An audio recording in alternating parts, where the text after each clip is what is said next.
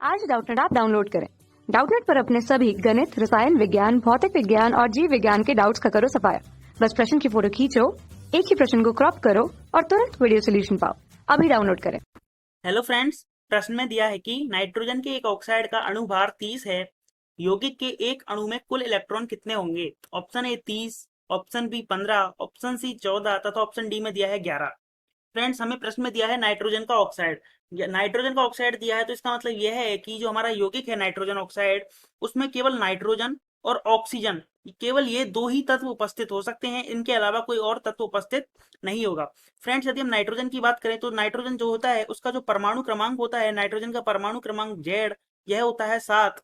और यदि इसका अणुभार देखें तो नाइट्रोजन का जो अणुभार होता है यह होता है 14। उसके बाद फ्रेंड्स, यदि हम ऑक्सीजन की बात करें तो जो हमारा ऑक्सीजन है उसका परमाणु क्रमांक Z बराबर होता है 8। और यदि ऑक्सीजन का अणुभार देखें तो एक ऑक्सीजन का जो अणुभार होता है यह होता है लगभग 16 के बराबर। अब फ्रेंड्स, जैसा कि हमने बात की थी कि नाइट्रोजन के ऑक्साइड में केवल नाइट्रोजन और ऑक्सीजन दो ही तत्व उपस्थित हो सकते हैं, इनके अलावा और कोई भी तत्व उपस्थित नहीं हो सकता है। अब फ्रेंड्स, हमें यहाँ दिया है कि जो नाइट्रोजन का ऑक्साइड है उसका टोटल जो अणुभार है वह दिया है 30।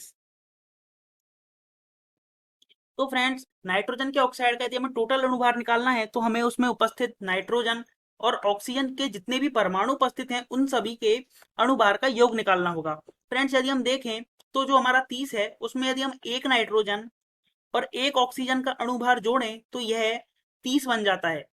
तो इसका मतलब फ्रेंड्स यह है कि जो हमारा सूत्र है नाइट्रोजन के ऑक्साइड का वह है NO। फ्रेंड्स, इससे अधिक परमाणु या अणु इस नाइट्रोजन के ऑक्साइड में उपस्थित नहीं हो सकते हैं, अर्थात यहाँ पर नाइट्रोजन की संख्या केवल एक ही होगी। यदि हम यहाँ नाइट्रोजन की संख्या 2 ले लेते हैं तो दो जो नाइट्रोजन है उनका अणुभार हो जाएगा मिलाकर 28। और उसके बाद यदि हम एक ऑक्सीजन लेंगे तो उसमें 16 जोड़ना पड़ेगा जो कि 30 से अधिक हो जाएगी, जबकि हमें 30 दिया है तो इसलिए नाइट्रोजन की संख्या है वो एक से ज्यादा नहीं हो सकती। अब फ्रेंड्स, यदि हम बात करें ऑक्सीजन की संख्या एक से ज्यादा ले तो यह भी संभव नहीं है, क्योंकि ऑक्सीजन की संख्या एक से ज्यादा लेंगे तो ऑक्सीजन का जो टोटल अणुभार हो जाएगा दो ऑक्सीजन में 32 हो जाएगा, जो कि 30 से वैसे ही ज्यादा है।